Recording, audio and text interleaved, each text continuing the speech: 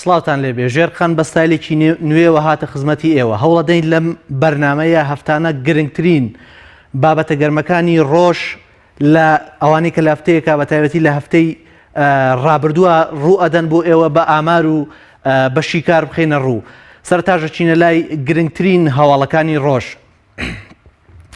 ئابووری ئەمریکا چاوی گیانی لەسرە بە تایبەت دوای ئەو هەموو کێشانەی کە لە ناو کۆشکی سپی ڕوویاندا بەم دوایە، بەڵام ترامپ دوجار سەرکەوتنی خۆی لەو بوارە ڕاگەیاندوتی لە دوای هاتنە سەرکاری ئەو بازاڕی پشکەکان بوژاوەتەوە. دۆناڵد ترامپ سەرۆکی نوێی ئەمریکا لەبارەی بارودۆخی ئابووری ئەمریکاوە ڕاگەیان لەو کاتەوەی ئەو دەرچووە بۆ سەرۆکایەتی ئەمریکا لە 8 نۆڤەمبەری ڕابردووە بازاڕی پشکی ئەمریکی بە بەهای 3 تریلیۆن و 200 میلیارد دلار قازانجی بەدەست هێناوە. ڕاشیگەیان متمانی بەکاربەرانی کاڵای ئەمریکی لە ماوەی 15 ساڵی ڕابردوودا بەرزترین ڕیکۆردی شکاندووە. پێشتر پێگەی بلۆمبێرکی ئەمریکی راپۆرتێکی لەبارەی بازاڕی ئەمریکاوە بڵاو کردەوە. بەپێی راپۆرتەکەی بلۆمبێرگ ئەو کێشانەی لەناو کۆشکی سپی ڕوویانداوە کاریگەری لەسەر بۆرسەکان دروست نەکردووە. دۆناڵد ترامپ سەرۆکی ئەمریکا بەڵێنی ئەوەی داوە زۆرترین لە کۆمپانیەکان بێنەتە ناوخۆی ئەمریکا بە ئامانجی ڕەخساندنی زیاتری هەلیکار. ئەوەش یەکێک بوو لە هۆکارەکانی سەرکەوتنی لاڵبژاردنەکانی کۆتایی ساڵی ڕابردوو. و هاوکات ڕێکخراوی هاریکاری ئیسلامی لە چوارچەوەی کۆبوونەوەی دارولبەیزا بڕیاریدا تیمێکی چالاک بۆ گەشەپێدانی پیشەسازی بەرەمی حەڵاڵ پێک بهێنێت کە پێگاتەوە لەو خواردن و خواردنەوانەی بۆ وڵاتانی موسڵمان دروست دەکرێت.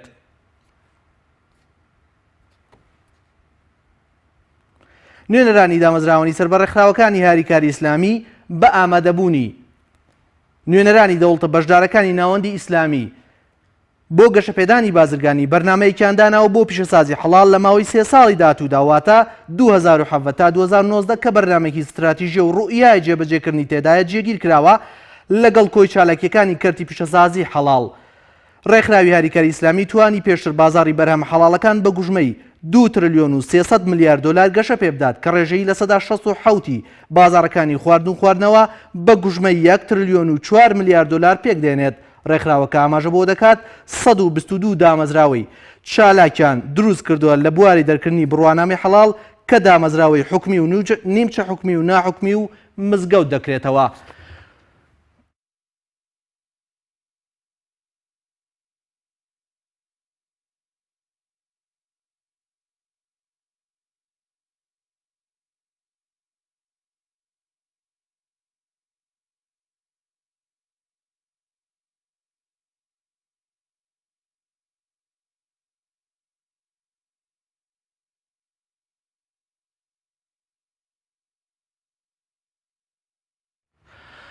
کۆتایی هەفتەی ڕابردوو بۆ وڵاتانی بەرهەمهێنی نەوت کۆتایەکی ناخۆش بوو، چونکە نرخی نەوت بە ڕێژەی لە 2% دابەزینی بەخۆوە بینی. بە پێی ئاماژەکانی بازاڕی نەوت ڕۆژی پێنجشەممەی ڕابردوو نرخی نەوت گەورەترین دابەزینی بەخۆوە بینی لە ماوەی ئەم ساڵدا. بە جۆرێک خاوی ئەمریکی بۆ خوارد 50 دلار دابەزی گەیشتە 49 دلار و 79 سنت. هاوکات خاوی برێنتیش گەیشتە 51 دلار و 96 سنت.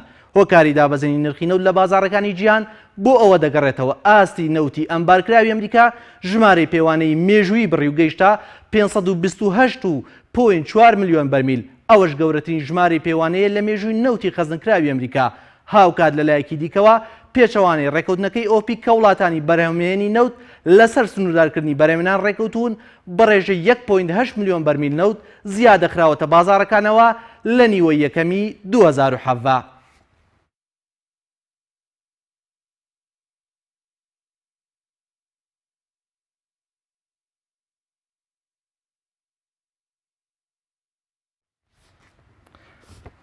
بەڵێ لە عێراق وەزارەتی نەوتی عێراق ڕاگەیەنراوێکی لەبارەی هەناردەی نەوتەوە بڵاو کردەوە.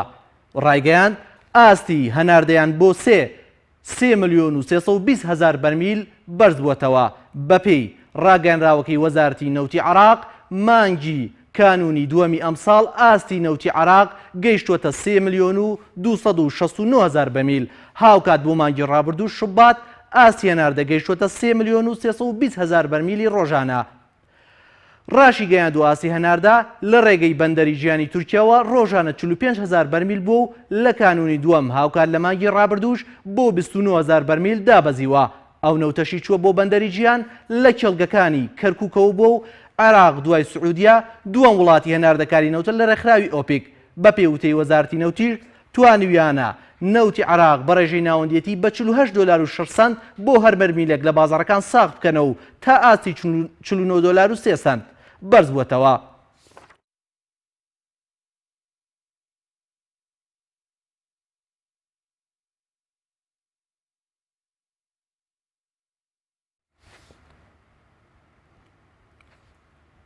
گرنگترین هەواڵی هەفتەی ڕابردوو جێگری سەرۆکی حکوومەتی هەرێم لە پێنجەمین دیداری سلێمانی ئاشکرای کرد 998,000 موچەخۆر لە سیستەمی بایۆمەتری ناوی خۆی تۆمار کردووە و هاوکات سەرقاڵی ڕێکخستنەوەی سیستەمی باجن. قوبات تاڵەبانی جێگری سەرۆکی حکوومەتی هەرێم ئەوەی ڕاگەیاند دەیانەوێت لە ڕێگەی سیستەمی باجەوە داهات بۆ حکوومەتی هەرێمی کوردستان زیاتر بکەن و ئەو سیستەمە ڕێک بخەنەوە.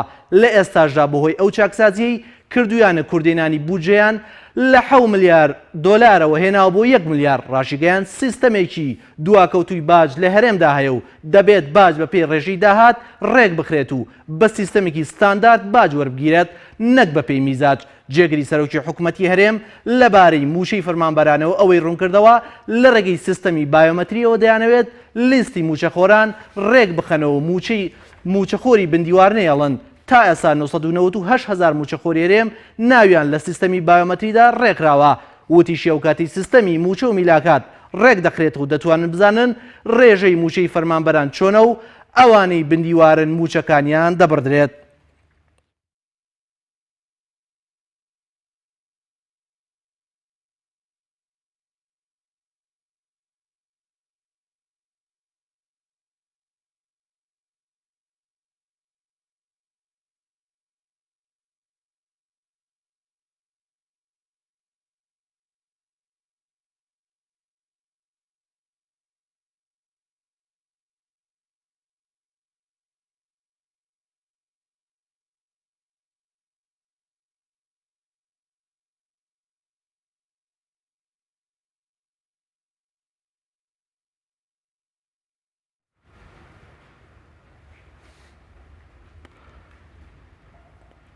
بەڵێ لە بەرگەیەکی نوێدا جیاواز لە هەواڵەکان لە نێو ئەو ملوانێ سیاسی و سەربازیانی لە جیهاندا هەیە بەتایبەت لە ڕۆژهەڵاتی ناوەڕاست بەڵام هەندێک ناوچە دوور لە شەڕ و ئاژە و ژاوەژاوی سیاسی ژیانێکی ئاسوودە بەڕێ دەکەن کە نمونەیترین ناوچەی جێگری گیانن. پێگەی ئەمریکی US نیوز وۆڵد ریپۆرتی کۆڵنەوەیەکی نوێی لەبارەی وڵاتانە بڵاو کردەوە لە پێگەی سەرەوەی هەموو وڵاتانی ژیانن بۆ ژیان.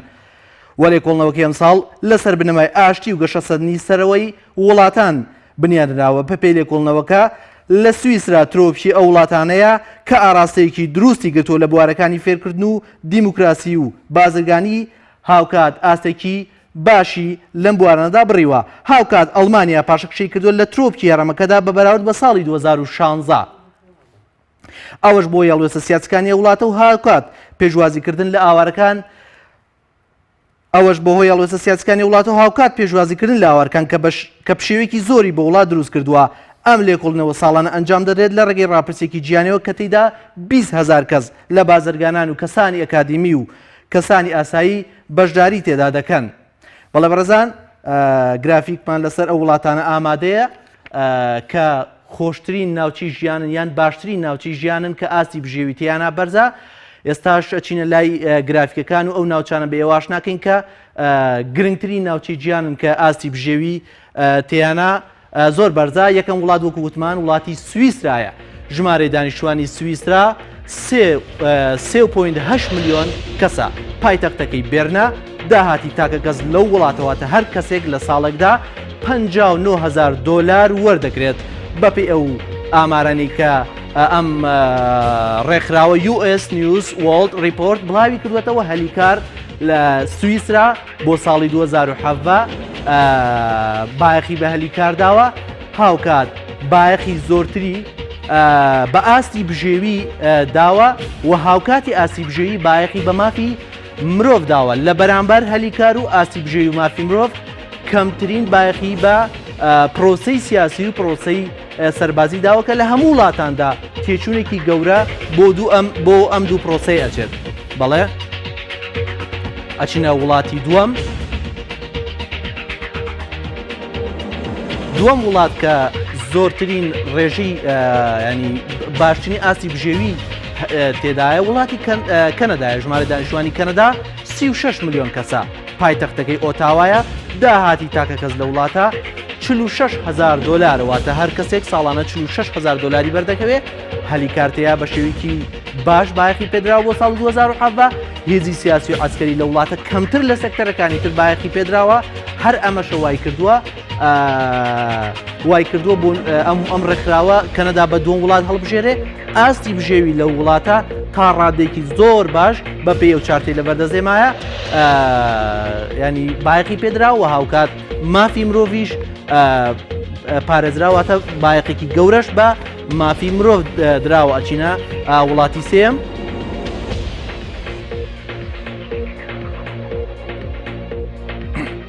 وڵاتی بەریتانیا یەکێکە لە وڵاتە خۆشەکان. ژمارەی دانیشتوانی 65 ملیۆن کەسە. پایتەختەکەی لەندەنە. داهاتی تاکە کەس واتە هەرتاکێکی بەریتانی 41,000 دلاری هەیە لە خەزانەی حکوومەت ساڵانە. هەلیکارد لە بەریتانیا بە شێوەیەکی باش فراهەم کراوە و ئاستی بژێوی هاوڵاتیان تا ڕادەیەک کەمترە لە وڵاتانی تر بۆیە لە ڕزبەندی سێهەمایە مافی مرۆڤ تا ڕادەیەک پارێزراوە. بەڵام بەریتانیا لە چاو سێکتەرەکانی تر هاوکاتی هەلیکار باخێکی زۆری بە پرۆسە سیاسی و سەربازیەکان داوە. ئەبینی بەریتانیام لە ساڵی ڕابردوو لە یەکێتی ئەوروپا کشایەوە. ڕەنگە هەر ئەمەش هۆکاری ئەوە بێکە زۆرتر بایەخی بە پرۆسە سیاسی و سەربازیەکان داوە چووکە شڵەژانێکی لە وڵاتە دروست کردو بە دڵنیاییەوە هەر شڵەژانێکی سیاسی لە وڵاتە کاریگەری لەسەر دۆخی ئابووری دروست دەکات. بەڵێ دوای بەریتانیا ئەچینە وڵاتی ئەڵمانیا. ساڵی پار هەر بۆ زانیاریتان بینەرانی بەڕێز ساڵی پار ئەڵمانیا واتە ساڵی 2016 لە ترۆکی واتە لە شوێنی لە ڕجبندیەکان شوێنی سوئیسرای گرتبوو بۆ یەکەم وڵات کە تایە بۆ نمونە زۆرترین ئاستی بژێوی بۆ هاوڵاتیەکانی دابین کراوە. ئەڵمانیا ژمارەی دانیشتوانی 81 ملیۆن کەسە. پایتەختی بەرلینە. داهاتی تاکە کەس لە ئەڵمانیا 47,000 دلاری ساڵانەیە. هەلیکار لە ئەڵمانیا بە شێوەیەکی زۆر باش فراهم کراوە. ئاستی بژێوی پێچەوانەی فراهمکردنی هەلیکار تا ڕادەیە پاشەکشەی کردووە. هاوکات مافی مرۆڤیش بە هەمان شێوە بین کۆمەڵێ حەدەسی زۆر گەورە لە ئەڵمانیا هەبوون لەم بەتایبەتی بەهۆی ئاوارەکانەوە. لەگەڵ ئەوەشە ئەڵمانیا دوای هەلیکار گەورەترین بایەخی بەهێزی سیاسی و سەربازی داوە. ئەڵمانیا بۆیە هاتە خوارەوە لە ڕیزبەندی یەکەمین وڵاتەکان کە ئاستی بژێوی تیانە زۆر باشە لەبەرەوەی کە بەهۆی ئاوارەکانە ئاوارێکی زۆر ڕووی لە ئەڵمانیا کردووە لەگەڵ ئەوەی کە ینی شڵەژانەیە هاوکات لە ئەڵمانیا ڕوویدا چەند ینی ڕەنگە ئەمانە هۆکاریە بوون کە ئەڵمانیا لە ڕێزبەندی یەکەم بێنە خوارەوە. بەڵێ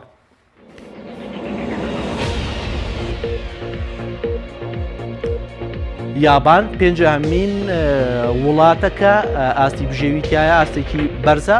ژمارە دانیشتوانی یابان وەک ئەبینی 127 ملیۆن کەسە. پایتەختەکەی تۆکیۆیە. داهاتی تاکە کەس تایە 38,000 دلاری ساڵانەیە. هەلیکار بە شێوەیەکی زۆر باش لە یابان فراهەم کراوە. هێزی سیاسی و سەربازی لە یابان ئەبینین تا ڕادێکی زۆر باش بایەخی پێدراوە. بەڵام هاوکاتی هێزی سەربازی و هەلیکار واتە ڕێک هاوئاستی هەلیکار ئاستی بژێوی هاوڵاتیانیش تا ڕادێکی زۆر باش هاتوۆتە پێشەوە. مافی مرۆڤ بەداخەوە پێچەوانی سێکتەرەکانی تر کەمتر ینی بایەخی پێدراوە لە یابان بۆ ساڵی 2017. بەڵێچینە وڵاتی شەشەم.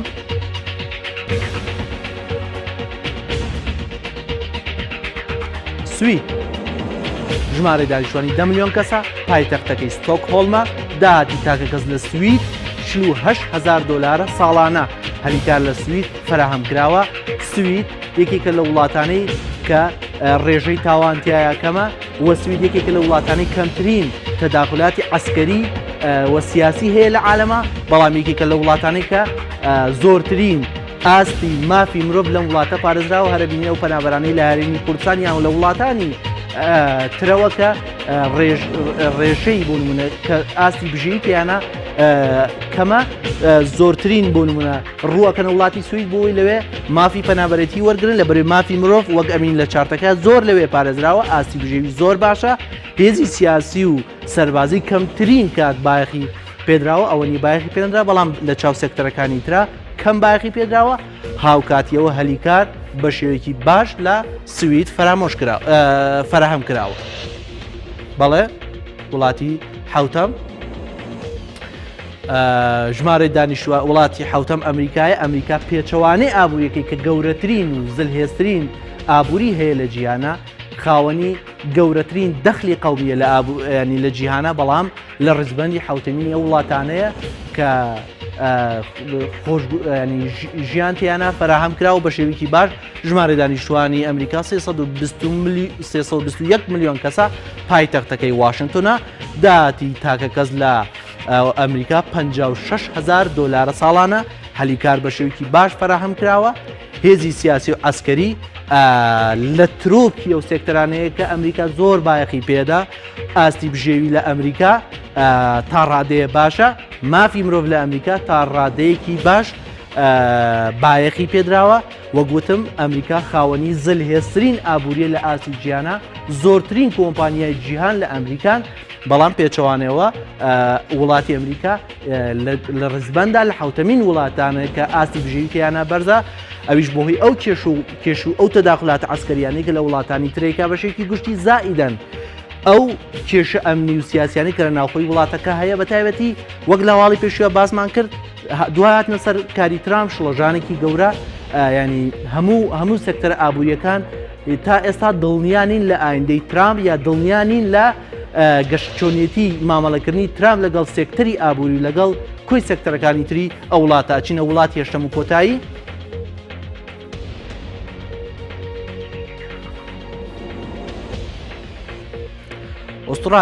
ئوسترالیا ژمارە دانیشتوانی 24 میلیۆن کەسە پایتەختەکەی کامبێرایە داهاتی تاکە کەستەیە 48 میلیۆن دۆلارە ساڵانە هەلیکار لە ئوسترالیا بە شێوەیەکی باش فراهەم کراوە بەڵام لە چاو وڵاتانی ترا کەمتر هێزی سیاسی و سەربازی لە ئوسترالیا زۆر کەم بایەخی پێدرێ وەک لە چارتەکەیا بینین ئاستی بژێوی لە ئوسترالیا زۆر بەرزە بەڵام هەر بۆ زانیاریتە ئوسترالیا بۆ پەنابەران وڵاتێکی زۆر باش نییە و مافی مرۆڤ لە ئوسترالیا بە شێوەیەکی گشتی بایەخی باشی پێدراوە بەڵام بە تایبەتی لە ڕووی پەنابەرانە ئوسترالیەکێکە لە وڵاتانەی کە زۆر بایەخ بە پەنابەران ناداواتە زۆر کەم ئێڵێ پەنابەر بڕاتە ناو وڵاتەکەیەوە بەڵە بەڕێزان ئەمە ئەو وڵاتانە بوون بە شێوەیەکی گشتی ئاستی خۆشگوزەرانی تیانە بەرزە دواتر دوایم فاسیلەیە چینە سەر تەورەی دووەمی بەرنامەکەمان بە میوانداری بەڕێز ئەحمەد عەسکەری و لەسەر نەوتی کەرکووک گەوەستین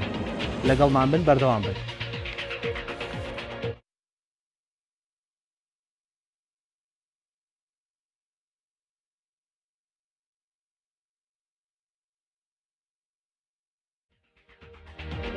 بەڵێ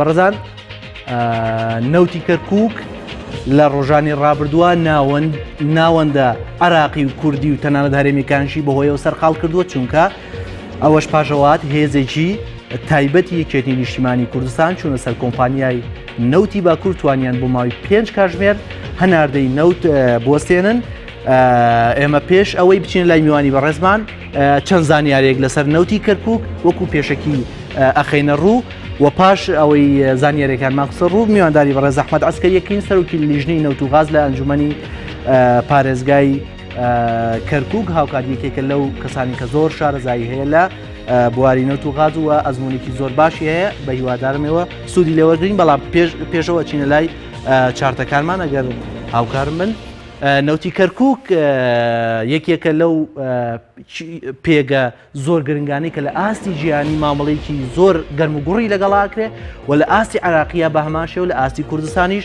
بامان شێوە نەوتی کەرکووک پێگاتوە لە کڵگەکانی بابە گۆڕگوڕ خەباس جەمبور بای حەسەن و ئاڤانا و نانا بابە گۆڕگوڕ و خەباس جەمبور بای حەسەن ئێستا کاریان تیاکرێ یەدەگی نەوتی کەرکووک لە نێوان 10 بۆ 15 ملیار بەرمیل دایە هەناردەی نەوتی کەرکووک لە نێوان دوو کۆمپانیای نەوتی باکوور کە عێراق سەرپەرشتەکە هەناردەکە 170,000 بەرمیلی ڕۆژانەیە، کۆمپانیای کار کە لەژێر سەرپەرشتی وەزارەتی سامانە سروشتیەکانی کۆمپانیەکی کەرتی تایبەتە کار بۆ هەرێمی کوردستانەکە 267,000 بەرمیلی ڕۆژانە هەناردەکات. چارتی ئایندا بەڵێ پێشاتەکانی نەوتی کەرکووک ئێمەزانین هەفتەی ڕابردوو کۆمەڵی پێشگاتی گرنگ ڕوویاندا لە کەرکووک کە بوونە ناوەندی دەنگۆیەکی زۆر لە عێراق و لە هەرێمی کوردستانیش ئەو بوو دوی ئازارێزێکی ڕەش چوونە مەبەستمەوەی هێزەکە ناوی هێزە ڕەشەکەی بوو، ینی ئەوە ناونیشانەکەی بوو چوە سەر کۆمپانیای نەوتی باکوور 5 کاتژمێر هەناردەی نەوت وەستا دوای جێبەجێکردنی داوای دواتر بەرپرسانی یەکێتی نیشتیمانی کوردستان داوای جێبەجێکردنی چەند شتێکیان کرد وە بڵاوش بڵاو کە ڕێکوتنێکی حەوخاڵی هەیە لە نێوان یەکێتی نیشتیمانی یان ئیدارەی کەرکووک لەگەڵ وەزارەتی نەوتی عێراقی داوای جێبەجێکردنی ئەو ڕێکوتنە دەکرێت. بەڵێ زۆر باشە، من ئەچمە لای میوانی بەڕێزم بەڕێز کاک ئەحمەد عەسکەری سەرۆکی لیژنەی نەوت و وزە لە ئەنجومەنی پارێزگای کەرکووک. زۆر بەخێر بێ بەڕێز، پێم خۆشە ئەگەر پێشکی خۆت زانیارێکمان بێت لەسەر ئەو دووە پێشاتانەی کە ڕوویاندا لە چەند ڕۆژی ڕابردووە. وڵا بێگومان مەسەلەی نەوتی کەرکووک گەگەر بێتەوە تۆزێ مێژوەکەی بجێڕێدواوە لە دووکەڵ و پیسی و شتەکانی کەیکە بۆ خەڵکی کەرکووک نەبووە. خەڵکی کەرکووک بەس دووکەڵەکە و پیسەکە و نەخۆشیەکانی بۆ ماوەتەوە جگە لەوەی کە دوایش کراوە بە بۆمبا و بۆتر بە چەک و ئەستەحا بەسەر کوردستان و کەرکووک شادرا و جینۆساید و هەموو شتێکی پێکراوە. بەڵام کەرکووک بۆ 2 ساڵ و نیو ئیسفادەی لەو دەوتە کرد، ئەویش ئەتوانین بڵین ساڵەکانی 2011 و 12 و نیوەی سیانزە بوو. ئیتر دوایەوە ئەوە سێنرا و کە دەستی ڕەشی داعشاتە کەرکووک و وەزعی عێراق وای لێ هات بە تەواوەتی وەسێنرا. ئێستاش کە نەوتی کەرکووک بەشکراوە بۆ لە بینی کۆمپانیای نەوتی باکوور و کۆمپانیای کارە، بەشێکی لەلایەن کۆمپانیای کارەوە ئیدارە درێتەوە بەشە گەورەکەیەتی، بەشی دووەمی لای کۆمپانیای نەوتی باکوورەوە. خەڵکی کەرکووک کۆمەڵێک هینیان هەیە شایستەی داراییان هەیە هی پێترۆدۆلارە کە نیوەی 2013 و 2014 و 15 و 16 هەمووی لە بەغدا ماوەتەوە هیچی ناتەوە. ئەمە لایەنشی لای دووەم مەسلەی مەسفایەک بۆ کەرکووک لە 2007ەوە حکوومەتی عێراقی وعدداوە مەسفایە بۆ کەرکووک بکات. زۆر باش و لە کۆمەڵێک مەسلەی تەعینات و شتیوا هەیە لە بەغدا ڕاژیرە لەوانە 6,000 کەس گەنجی کەرکووک دامەزراون نسا لە ماڵەوەن. ئەمانە کۆمەڵی معاناتی کەرکووشی. زۆر باش کاتێک کاوان هاتن ڕێکەوتنەکە کرا، ڕێکەوتنەکە تەنها یەکێتی نەبوو، پارێزگاری کەرکووک بە ناوی خەڵکی کەرکووکەوە بە ناوی ئەنجومەنی کەرکووک لەگەڵ مووسڵە لەگەڵ حکوومەتی عێراقیە ئەم ڕێکەوتنیان کردووە. ڕێکەوتنەکە حەو خاڵە، هەندێک لە خاڵەکانی هەموو خاڵەکانی نا هەندێک لە خاڵەکانی وەک باسەکە لە نێوان بەرپرسانی کێتیاکراویان ئیداری کەرکووک لەگەڵ ئیداری کەرکووک جەناوی پارێزگا بە ناوی ئیدارەوە چۆ پارێزگای هەموو کەرکووک کە پارێزگای یەکێتی نییە و پارێزگای مووسڵیش لەوێ بووە، واژۆکان هەموو دیارن چێوچە کردویانە و ئەطرافەکانی دەسەڵاتداریش لە بەغدا کە جەناوی سەرۆکوەزیرانی عێراق حەیدەر عەبادی بۆ خۆی سەرۆکی لیژنەکە بووە ئەم ڕێکەوتنە کراوە. بەڵام کە دێنە سەر جێبەجێکردنی تەنها خاڵێکیان جێبەجێ کردووە کە لە ساڵ هیچی بۆ کەرکووکیانی چی بۆ خاڵ ئەو خاڵ ئەوەیە 40,000 نەوت لە چێڵگەی کانی خەباز و بابە گۆرگۆر کە ئێستا لەژێر دەسەڵاتی کۆمپانیاوتی باکوورایە بدرێ بە کۆمپانی کار پاڵەوگەیشی تازی کردوێتەوە و بەرهەمەکانی بدا بە مووسڵ. تەمان ئەمە هەم ئیسفادەی مووسڵی تایە هەم ئیسفادەی کۆمپانیای کاری تایە و ڕەنگە بەغداش جۆرێک لە جۆرەکان سوودی لێ بینێنەوە. بەڵام ئەوە کارێکە خاڵەکانێکە کە سوودی کەرکووکە بەهیچ شێوە لایەن لێ نەکرێتەوە. ئەگەر بێنێت بڵێ زۆر پێم خۆشە بەڕوونی ئەوەم پێ بڵێ ئێستا چێڵگەکانی نەوتی کەرکووک بەدەست چێوەن. دوو بەشە پێم نەکتی دوو بەشە بەشێکیان بەشە زۆرەکەی ئەتوانی بڵی 55 بۆ 60 بێت کۆمپانیای کار سەرپەرشتێکە و بەشەکەی تریشیان 40 تا 45 بەدەست کۆمپانیای نەوتی باکوورەوەیە ئەوان سەرپەرشتێکن و هەناردەکردن لەوەیەوەی خۆش ژمارەکەی کە کوتت ژمارەکان تەواوە ئەوەی کە هەنارداکرێ لە چێلکانی کەرکووکەوە 100 بۆ 105 بەرمیل لە ڕۆژانە. ئێستا لەو 105 بەرمیلە ڕێکەوتنەکە ئەڵێ 40,000 بدرێ بە بەڵام ئێستا گلەی لەسەر ئەوە هەیە بۆ نمونە بەشێک لە یەکێتیەکانەمە بیستین کە ینی بەشی زۆرینەی نەوتی کەرکووک ئێستا خۆتەزانی لە کۆمپانیای کار بۆ نمونە هەناردەی 270,000 نزیکی 270,000 بەرمیلەکە ئەڵێن ئەم نەوتەیانی بەدەست پارتی دیموکراتی کوردستانەوە تۆ ئەڵێ چی؟ ئەوەی کە بەڕسمی هەیە بەدەست وەزارەتی سامانە سروشتیەکانەوەیە، بەڵام کۆمپانیای کار ئیشەکە جێبەجێکە. ڕەگە سامانە سروشتیەکان تەنها ئیدارەی نەوتەکاکە بۆ ناردە دەرەوە فرۆشتنی سەرپەرشتی بکە. ئەگەر مەسلەی دەرهێنێنان بەرهەمهێنان و ساختکردنەوەی و ڕادەستکردنی چگە کار هەموو کارەکانەکە بەشێکی ئەداتە سامانە سروشتیەکان بۆی بینێت لێرەوە. جا من پێم وایە کار ئەتوانێت زۆر بدا ئەتوانێت کەم بدا. ئەوەی کە ئەمێنێتەوە چی لێکە ئەوە ڕای تۆ ئێستا ئەوەی بەدەست هەرێمی کوردستان بەدەست پارتی وە بەدەست هەرێمی کوردستانەوە تۆ سەرۆکی بەدەست هێزێکەوەی هێزی پارتیە. پێ چووکە گەر هێزی هەرێمی کوردستان بۆە بە قەناعەتی من لەو دامەزرانە حیزب لایەنەکانی تیا بوو، بەڵام ئەو دامەزرانەی کە لە نەوتی یەکێتی زۆرترین نفوزی هەیە بۆچی هیچ کەسییانە لەو دامەزراننی کە لە کۆمپانیا کار کردوێتی لە بای حەسەنەوەوانە یەکێتی هیچ نەوە خەڵکێکی بۆ دانەمەزراوە باس نەکە خەڵکی دامە ئیداری کەرکووکیی بۆ لێوە دانەمەزراوە. زۆر باشە. باسی ئێستا ئەگەر دوا پێشاتمان بۆ ڕوونکەیتەوە جەناب زانێرێکی باش هەیە لەسەرەوە دوا پێشاتەکان چینیانی وەزارەتی نەوتی عێراق وەڵامی چی بوو بۆ داواکاریانی خەڵکی کەرکووکە بەرپرسی مەڵبەندی یەکێتی لە کەرکووک بەڕوونی ینی زۆر بەڕوونی باسی کرد.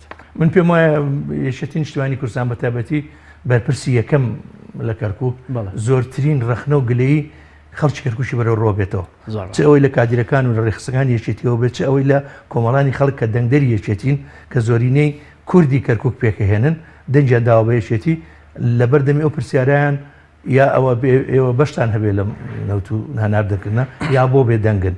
ئەم بێدەنگی و بێدەنگ نەبوونە ڕەنگە وای کردووە کەرکووک ئەگەر ئەو جوڵەی نەکردای بە قەناعەت من کارە ساتەکە زۆر گەورەترە بوو. باش چونکە خەڵکی کرد. دەرەنجامی جوڵەکە چییە؟ جوڵەکە ئەوەیە بەوە ڕێکەوتن و گفتوگۆ و حکوومەتی ناوەندی بڵێن حکوومەتی فیدرالی لەسەر خەتە و لەسەر زاری سەرۆکی وەزیرانی عێراقەوە قسەکان کراوە. وەزیری نەوت کۆمەڵێ بەڵێنی داوای چێک لەوانەکە ئێستا 10,000 کە بدا بە پاڵەوگاکەی کەرکووکە هینیکە فراوانی بکە و دوو کۆتای ئەم ساڵە 10,000 بداتێ و ئەو شایستە دارایانی کەرکوشیشکە لە بەغدا هەیە کە هیچێکە لە خاڵەکان ئەو خاڵانی کە حەوخاڵەکەی تۆ باس کرد وعدیەوەیان داوا جێبەجێ بکەن. بەڵام من بەش بە حاڵی خۆم هەتا کردار نەبینم چونکە زۆرم بینیوە وعد و بەڵێن و ئەمانە لە 2007ەوە باسی مەسفایەکی مۆدرێنەکەن لە کەرکووکە، بەڵام نەمان بینی.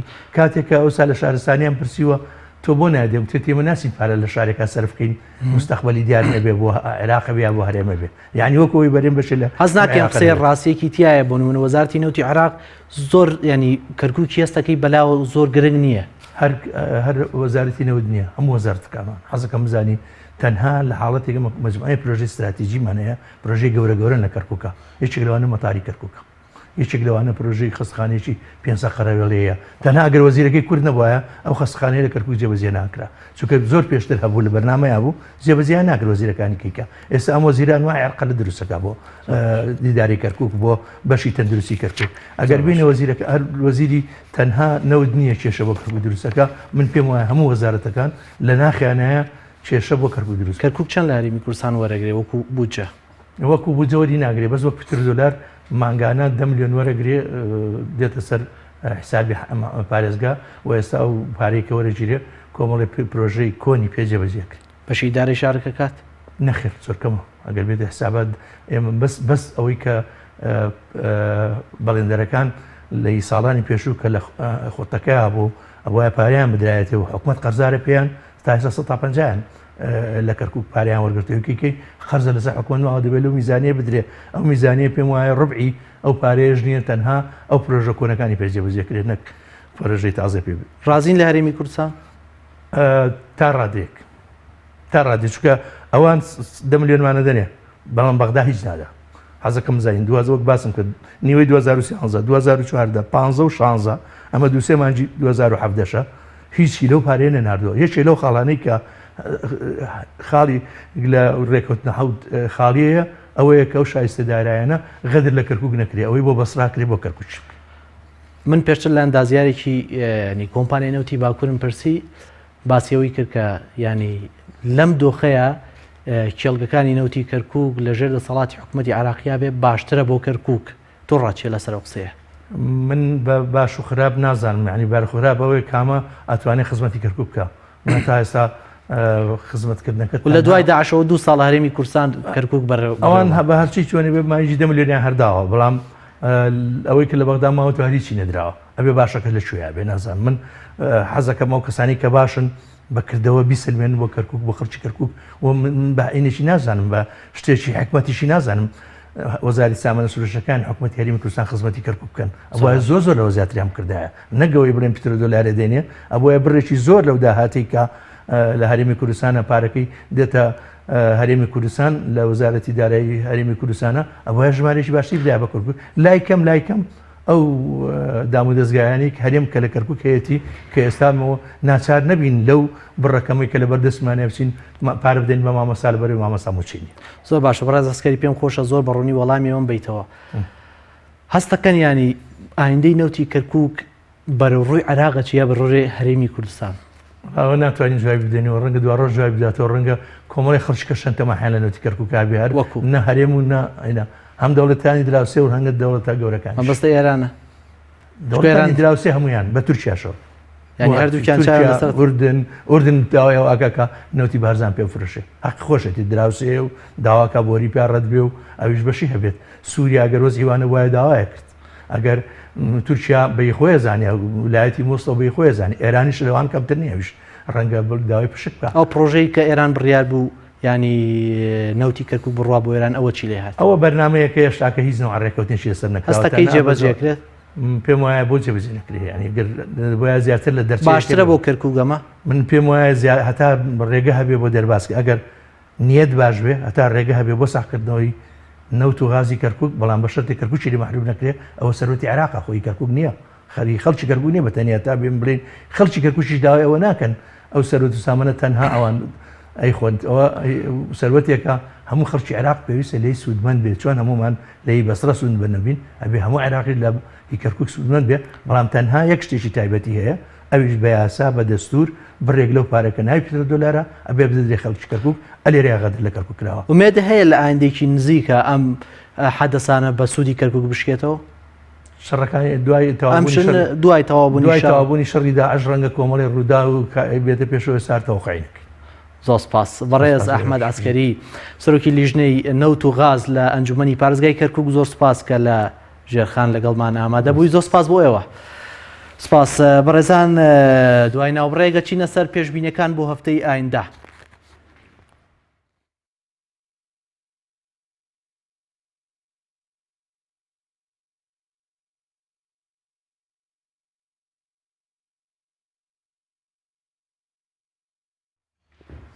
بەڵە بەڕێزان لەبارەی عێراق وەرەمی کوردستان و پێشبینێکی زۆری ئابووری هەن ئێمە سەرەتا لە عێراقەوە دەست پێکەن عێراق وڵاتێکی خاوەن پێگەیە لە ناوچەکەیە سنوورەکانی کراون بە ڕووی وڵاتانی دەوروبەرە هاوکات دووەمین وڵاتە لە ڕووی پێگەی نەوتیەوە لە وڵاتانی کەندا واتە دوای سعودیا دووەمین وڵاتە کە وڵاتێکی هەناردەکاری گرنگی نەوتە ئێستا عێراق لە ڕووی ئابووری و تووشی گرفتێکی گەورە هاتووەتەوە لە سەدا 62 بەهای ئەوەش پاشەوە هات کە لە سەدا 62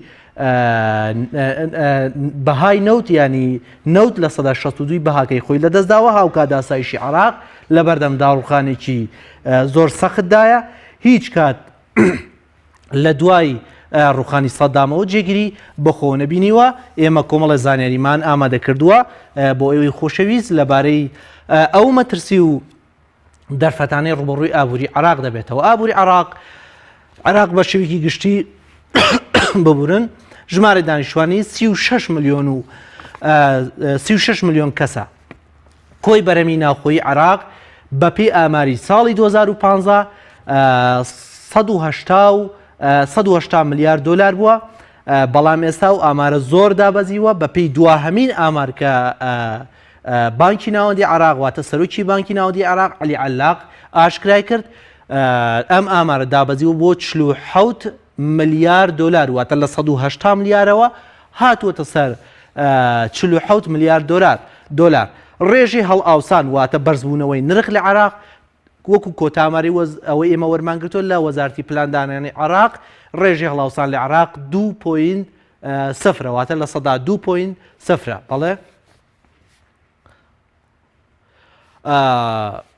عراق کۆمەڵێ مەترسی زۆری لەسەرەوە دەرفەتیشی لە بەردەمایە بەڵام ئەوەی ئەبینرێ مەترسیەکانی سەر عراق زۆرترە لە دەرفەتەکانی دابەزینی یەدەکی بانکی ناوەندی عراق کە زۆربەی ئابووریناسان باسی ئەوە دەکەن دابەزینی یەدەک بە شێوەیەکی گشتی واتە چوونی عراقە بۆ سەر ڕێگای ئیفلاس بوون. ئەمە ینی یەکێکە لەو مەترسێت زۆر گەورانی کە ڕۆبەڕووی ئابووری عراقە بێتەوە. هاوکاتی دابەزینی یەدەکی بانکی ناوەندی عراق دابەزینی نرخی نەوتیش کە وەکووتمان لە سەدا ینی هەر لە نرخی نەوت لە جیانە لە سەدا 62 ینی نرخی خۆی لەدەستداوە. ئەمە یەکێکی ترە لە مەترسێت زۆر گەورەکان لەسەر عراق چونکە ئابووری عراق بە شێوێکی گشتی پشت بە ینی لە سەدا 95 پشت بە داهاتی نەوتەبەستێ بۆیە عراق هاوکاتی ینی دابەزینی یەدەک دابەزین نرخی نەوتیش کاریگەری گەورەی لەسەر عراق کردووە. لەگەڵ ئەم مەترسیانە دەرفەتێکی زۆر گرنگ بۆ عراق هاتووەتە پێشەوە ئەویش سەرکەوتنەکانی عراقە لە جەنگی مووسڵاوە گەوینی ئێستا داعش لە مووسڵ وردەوردە ئەڕواتە دەرەوە یان کۆتایی پرۆسەی ئۆپراسیۆنی مووسڵ بەرەو کۆتایی ئەڕوا. ئەمە دەرفەتێکی گرنگە بۆ بژانەوەی ئابووری عراق بە تایبەتی ئەگەر عراق ینی سەقامگیری سیاسی سەقامگیری اقتصادی بەخۆیەوە ببینێت کە ئەگەرێکی تا ڕادەیەک دوورە ئەگەری هەیە عراق ئابوووریەکەی دووبارە ببوژێتەوە و یەدەگەکەی دووبارە بەرز بێتەوە. وە لە هەرێمی کوردستانیش کۆمەڵێک ینی پێشهاتی زۆر گرنگی ئابووری هەن. هەرێمی کوردستان وەکو هەرێمێکی نەوتی مامەڵەی لەگەڵدا دەکەێت بەڵام کاریگەری بەسەر ئابووری جیانەوە تا ڕادەیەک واتە بە شێوەی ڕێژی هەیە و هاوکاتی ئەوەش هەرێمی کوردستان لەژێر تەسیراتی تەوژمە ئابووریە جیهانیەکاندایە. هەرێمی کوردستان ژمارەی دانیشتوانی بە پێی هەمین ئامار نزیکە بێتەوە لە 6 ملیۆن کەس. ژمارەی فەرمانبەرانی هەرێمی کوردستان بە پێی وتەی جێگری سەرۆکی حکوومەت تا پێش سیستەمی بایۆمەتری 1,400,000 فەرمانبەر بووە. هەرێمی کوردستان پێش ئەم دۆخە تا پێش ئەم دۆخواتە پێش قەیرانیداری ڕۆژە ینی ڕوبەڕووی کوردێنانێکی بودجەی خەیاڵی بووەتەوە کە ساڵانە 6 ملیار دۆلار بووە. بەڵام ئێستا بەهۆی ئەم سیستەمەوە واتە بەهۆی ئەم سیاسەتی تەقەشفۆ کە حکوومەتی هەرێمی کوردستان ماوەی ساڵێکە گرتووێتێ بەر بە پێی وتەی جێگری سەرۆکی حکوومەتی هەرێمی کوردستان کوردێنانی بودجەی کەم بووەتەوە بۆ 1 ملیار دۆلار. بەڵێ پێشبینی و مەترسی ینی لەسەر هەرێمی کوردستان هەیە. پێشبینیەکان باسی ئەوکەن کە لە مانگی سێدا حکوومەتی هەرێمی کوردستان ڕێخستنەوە بۆ لیستی موچەی فەرمانبەرانەکە یا دەستکاری پاشەکەوتی موچەی فەرمانبەرانەکە کە ئەمە ئەگەرێکی زۆر نزیکە وەکو ئەوەی کە بەرپرسانی حکوومەت زۆر باسی لێوەکەن. بەپی ئەو پێشبینیانەی کەکرێ حکوومەتی هەرێمی کوردستان دوو ڕێگای لە بەردەمایە بۆ ئەوەی ینی ڕێژەی پاشەکەوت کەم کاتەوە یان دەستکاری لیستی موچەی فەرمانبەران بکات کە ئێستا بەشی ژمێریاری فەرمانگەکان سەرقاڵی ڕێخستنی موچەی مانگی 1 و 2 بەپێی سیستەمی ساڵی ڕابردوو بەڵام ئەگەری مانگی سێ ئەم ڕێژەیە بگۆڕێت. داشکانی ڕێژەی پاشەکەوت بە ڕێژەی لە سەدا 15 واتە ئەگەری هەیە لە ئەگەری یەکەمە حکوومەتی هەرێمی کوردستان لە سەدا 15 پاشەکەوت کەم کاتەواتە بۆ هەر فەرمانبەرێک ڕێژەی پاشەکەوت دابەزێنێ بۆ لە سەدا 15. ڕێگای دووەمیش کە حکوومەتی هەرێمی کوردستان ئەگەری هەیە بگرێتە بەر بۆ لیستی موچە ئەوەیە کە ینی لیستی موچەکە بە شێوەیەک ڕێک بخرێت کە هەر فەرمانبەرێک موچەی بنەڕەتی بۆ خەرج بکرێت لەگەڵ دەرماڵەی مناڵ و هاوسەرەتی و بڕوانامە ئەمە دوو ئەگەرن کە پێشبینی ئەکرێت بۆ ساڵی 2007 یان بۆ مانگی 3 ساڵی 2007 بێنەدی. هاوکاتی ئەوەش هەرێمی کوردستان دووبارە لە بەردەم مەترسیایە ئەویش دابەزینی نرخی نەوتە هاوشانی عراق کاریگەری گەورەی لەسەر هەرێمی کوردستان دروست کردووە. ژێرخانی ئەم جارتان پێشکەش کرا تا ژێرخانێکی تر خواتان لەگەڵ و کوردستانەوەدان.